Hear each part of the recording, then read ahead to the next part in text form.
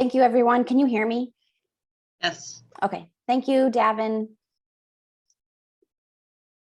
All right, let's get this started. Let me get my timer going. All right, everyone. Whoops. Here we go. All right. So thank you so much. Welcome visitors and subs. My name is Shelly from Shelly Englert Massage. I am the massage therapist of the group.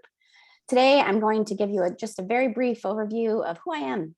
And then I'm going to talk about some of the modalities I use in massage and I will answer some frequently asked questions about massage. So who am I? Well, I'm a mom.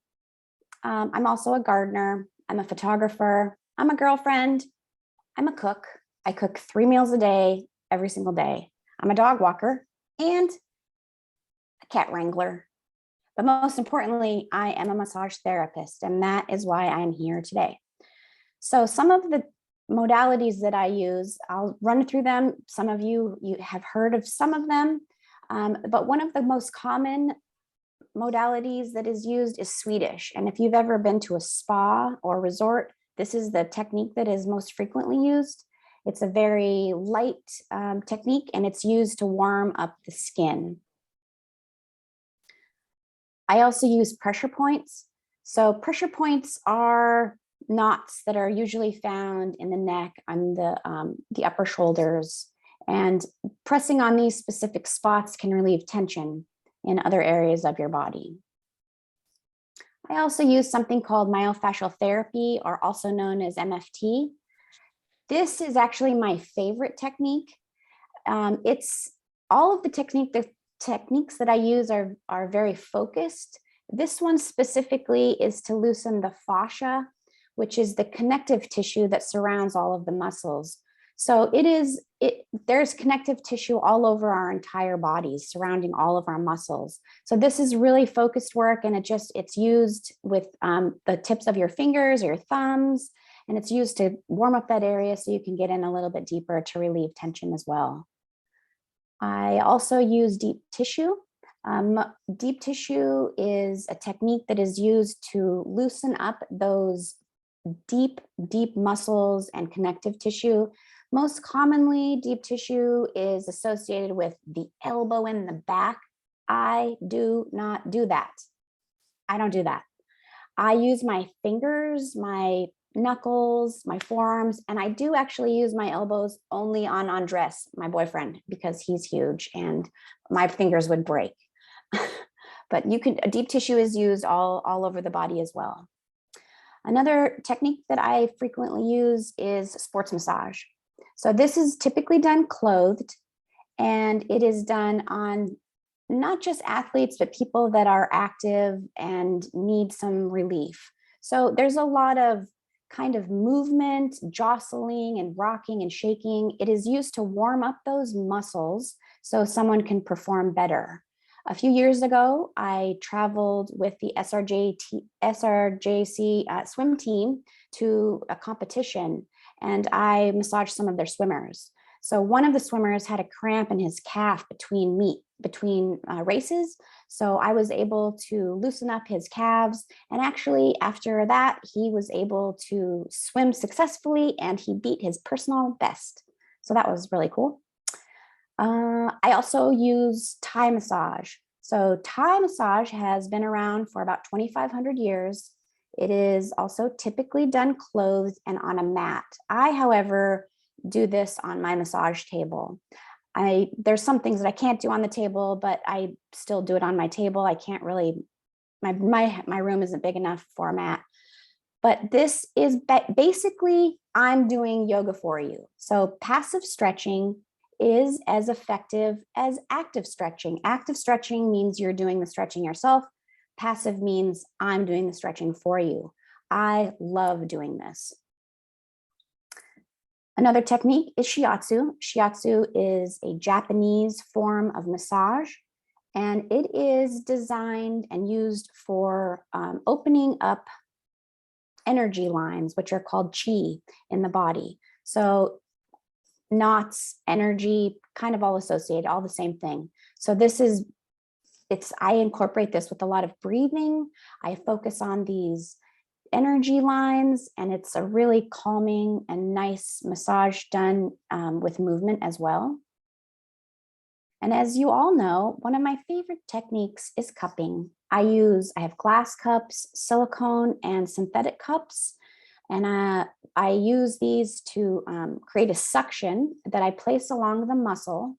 And then there is both active and passive stretching with the cup on. I remove the cup, and then there's more passive and active stretching. And across the board, there is immediate relief. They do sometimes leave some red marks as shown in the picture, but those go away within a couple of days. Cupping is very effective in bringing blood flow and circulation to the surface and causing the muscle to relax. Another technique that I use, and obviously not on everyone, is prenatal and postpartum massage.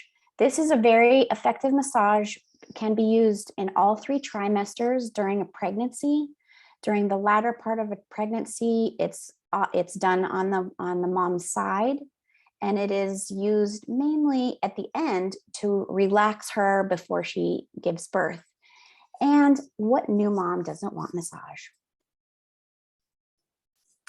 The last technique that I use is called lymphatic drainage. So this is absolutely the lightest massage there is. It is almost like having a feather across your skin. And this is done to activate your lymph system. So if there's any swelling due to pregnancy, illness, injury, a lymphatic drainage massage is very effective, and it just gets the lymph system moving and to help eliminate that extra fluid buildup. So that being said, with all of these techniques that I use, when I meet with my client for the first time, we talk about what it is that they're in my office for, and then we come up with a plan. So I could pick and choose from all of these awesome techniques, and every single massage is different. Every person is different. So I just kind of cater all of my sessions based on the needs of my client. So I'm going to go through very briefly some frequently asked questions about massage. So as you have maybe noticed on my logo, it says therapeutic bodywork. So what is therapeutic bodywork? Well, it's basically the same as massage, but what this does, it's just an approach to treatment using an alignment and the manipulation of the body through movement. And this is to allow the body to get relief from pain, to realign posture and increase range of motion, and to restore your body back to a balanced and relaxed state. So it's like the saying, and I'm going to screw it up, like not all all therapeutic body work is like massage, but not all massage is therapeutic body work. Like all beers are ales, but not all ales are whatever. See, I messed it up. Anyway, you get the idea. So should massage hurt? No, it should not. Sometimes it may feel uncomfortable because those knots in our shoulders or neck, anywhere, can feel uncomfortable, but massage should never hurt. If it hurts, it's being done wrong. What causes knots? So those knots are a buildup of the fascia or also muscle. So it could be from dehydration, it could be from repetitive use, and it's also from like the muscle tearing and growing back together. It's so from like repetitive use. It's common, everyone has them. What is the difference between a massage therapist and a masseuse? So this is an interesting one because it is masseuse is an old term. Masseuse is not always associated with a positive connotation. It could be associated with sex work. That is not what I do. I am a massage therapist, and I would prefer to be called a massage therapist. How often should I get a massage? Honestly, it depends on you and depends on what's going on in your body. I have clients I see once a week, twice a month, every other month. It really depends. If you have an injury, I encourage you to come in more frequently. What should I wear? I ask all of my clients to wear something comfortable because we never know what we're going to do. And that is my presentation. Thank you. And if you have any questions, please set up a one-to-one with me. Thank you. Great job, Shelly.